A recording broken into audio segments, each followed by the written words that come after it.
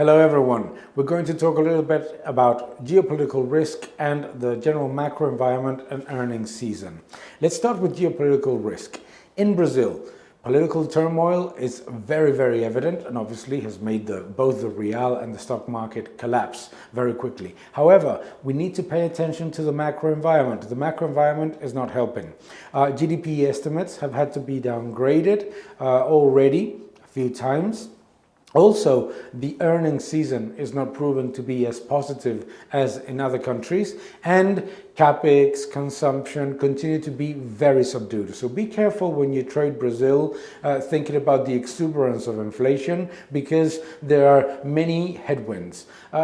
In the US it's quite different. In the US we have an environment in which political turmoil, which is quite evident obviously, is not so relevant. First, because it's likely to end in nothing, but more importantly because the macro and earnings environment is definitely positive.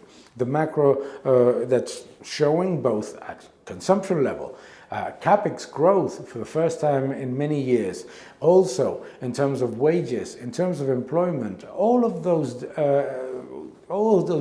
different points of data help us understand that the US continues to be an important driver of investment and a place where it's worth buying the dip.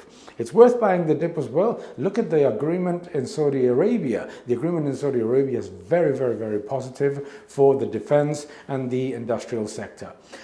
So let's continue to be positive in the US also because this exuberance on the euro that we have been talking in the last weeks is likely to start to die down in the next few months. Let's talk about Japan. The data in Japan, the trade balance in particular, has been quite worse than expected. Consider that in an environment in which there's 70 billion of repurchases from the central bank. So this is clearly a sign that on the macro level, the reflation trade, the pro-growth trade has to be calmed down a little bit because it's definitely not coming as many expected. China is a key factor here. China growth at 6.8, 6.9% is still way below what we should consider if we exclude the effect of debt. Remember that China is adding 4 times more debt to generate 1 unit of GDP than 8 years ago. Within an environment in which the world, the biggest central banks are printing around $200 billion a month without a crisis, we need to be aware of these reductions in macro estimates when at the same time we have such a large-scale stimulus.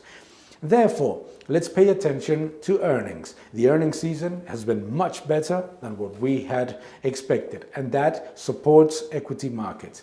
Let's look at developed markets to go overweight, and let's be quite at least subdued about emerging markets, considering that energy prices, oil prices in particular, are going to continue to be at least under pressure from higher diversification and an OPEC agreement that is obviously not working in the way that they expected in terms of price inflation.